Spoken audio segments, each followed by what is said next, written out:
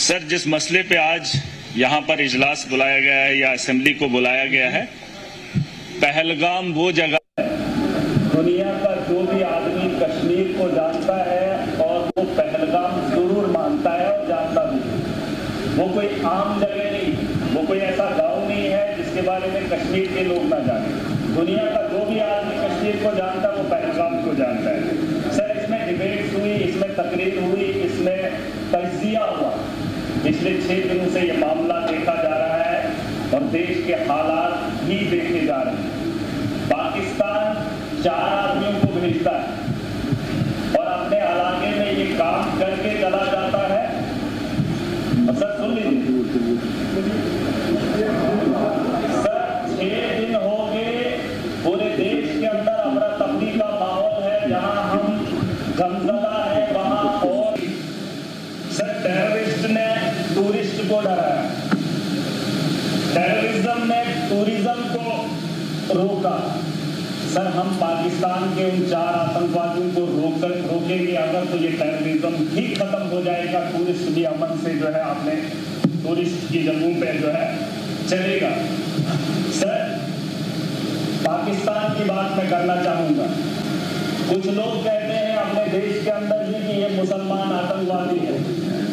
पाकिस्तान से आया मुसलमान जम्मू कश्मीर के अंदर या देश के किसी भी कोने में आए तो उसका दाग हमारे माथे पे चिपका देते हैं सर। लेकिन पाकिस्तान के अंदर वही आतंकवादी जब आतंक मचाता है तो उसे पाकिस्तान के लोग खवारिज कहते हैं।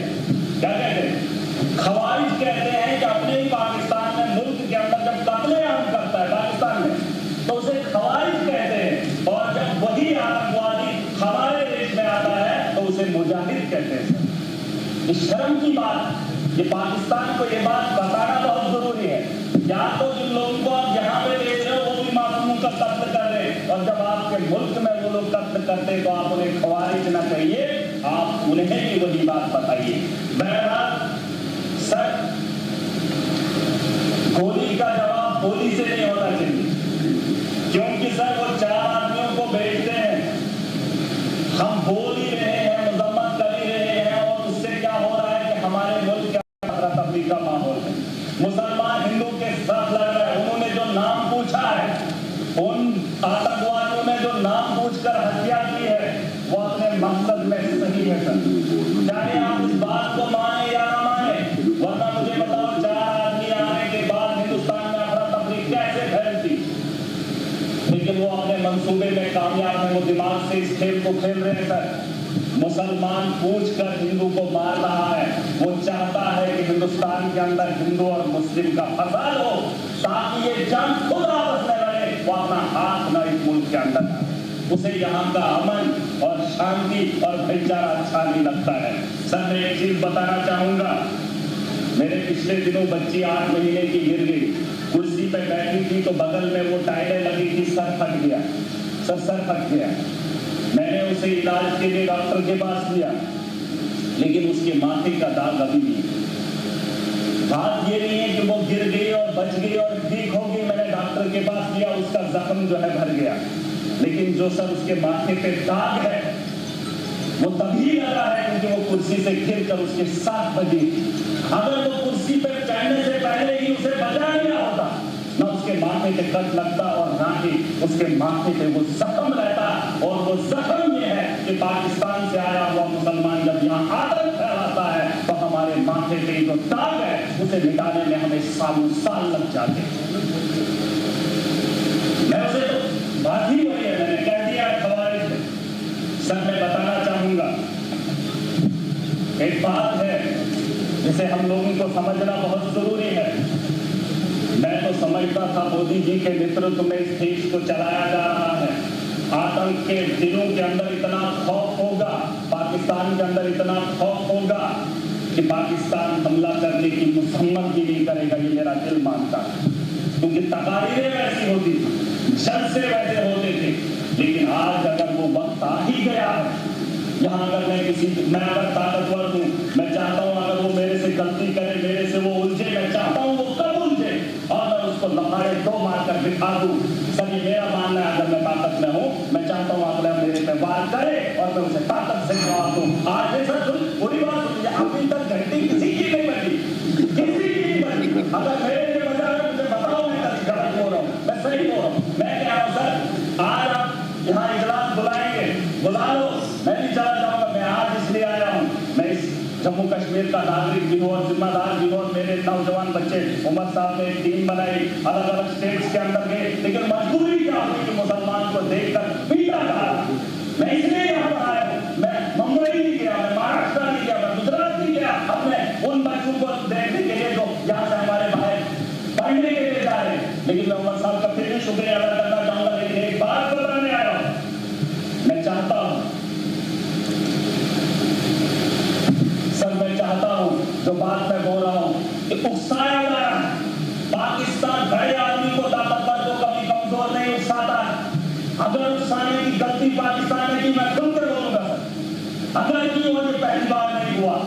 जम्मू कश्मीर को मोहरा मत बनाइए, मिलकर आज पूरा जम्मू कश्मीर पूरा देश का कहा है, जवाब देने का वक्त आ गया है। ताकत का जवाब ताकत से देंगे, गोली का जवाब गोली से देंगे, तब जाके अमन और शांति की बहाली की उम्मीद कर सकता हूं सर। वरना आज ये हाउस चला 22 तारीख का वो मातम, आज हम बात करेंगे, महीने के बाद फिर किसी जगह फिर कोई गाजराना हमला करेगा, फिर हमारे बच्चों को स्कूल जाने से रोका जाएगा, फिर हमारे घर में बमबारी होगी, फिर मुसलमान को हताश की निगाह से देखा जाएगा। आज मौका है, आज मौका है, आज पूरा देश इकट्ठा है, मुसलमान साथ है। जहां उधमपुर में, तो पहलगाम के बाद उधमपुर में आतंकवादी हमला हुआ, मुसलमान ने गोली खाई। मैं चाहता हूं कि आप यहाँ पर ये बात न रहे, पाकिस्तान को मौका मत दे, मत दे कि मेरा भाई है, मुझे पाकिस्तान का वास्ता नहीं है। अगर देश का हिंदू ये कह रहा है कि मुसलमान आतंकवादी है, तो फिर पूछना चाहता हूँ, भारत को छोड़कर अमेरिका लोग क्यों जा रहे हैं, कनाडा क्यों जा रहे हैं? और आपको लगता है महाराज पाकिस्तान जाना चाहता नहीं, दुनिया के उन बेहतरीन ममालिक में जाना चाहता हूँ जहाँ बेहतर जिंदगी मुझे मिले। ये दिखा लूंगा दी, जहाँ खुद भूखे नहीं रहे हूँ, उस पाकिस्तान में मैं जाना चाहूंगा।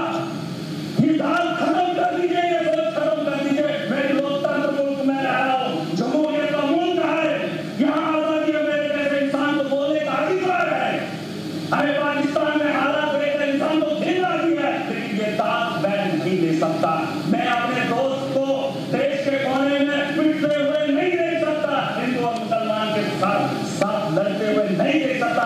पाकिस्तान 4 आदमी को भेजकर देश का माहौल गंदा कर रहा है और हम उसका हिस्सा बन रहे हैं। सबसे बड़ी बेवकूफी इसी की बात की है। और मैं चाहता हूँ सर, मैं चाहता हूँ आखिरी बार, सियासत नहीं है, बस दुख है। अगर ये मामला होता ही नहीं तो हम अपनी कॉन्स्टिट्यूंसियों में काम कर रहे होते। तारगामी साहब ने बहुत अच्छी बात रखी सर, इस हाउस के अंदर जिन लोगों ने हाउस बुलाया वो किसको फरियाद लगे, किसको सर? अगर हमारी सलाह लेनी है तो हमें बुला लीजिए, हम आपको बताएंगे, लेकिन आपको विश्वास करना पड़ेगा। अगर आप विश्वास नहीं करेंगे तो इस हाउस को चलाने से, जीतने से क्या बात बनेगी? वैसे तो डिबेट में पाकिस्तान के लोगों को भी बुलाकर बात करेंगे, लेकिन जो पानी का मामला है सर, पानी का मामला रोकना ठीक है सर, लेकिन हम उसको उतना नहीं रोक पाएंगे। 4 दिन 1 महीना रोक सकते हैं, लेकिन अगर रुकेगा पानी तो हमारे लोगों को नुकसान होगा, और जब उसे छोड़ेंगे तो सैकड़ों किलोमीटर हमारे देश के लोग उससे नुकसान होंगे पहले, फिर उसके बाद पाकिस्तान को नुकसान होगा। उसके लिए कोई तैयारी करनी पड़ेगी। जब 20 साल का यह मामला है सर, गोली का जवाब गोली से देना पड़ेगा। अगर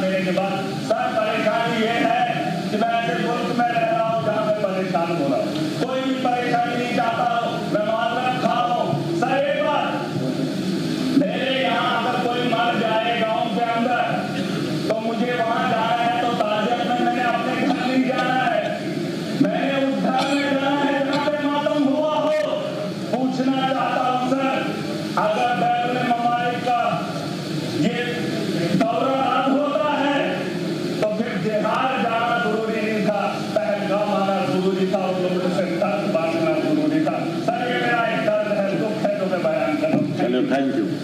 Hello, please.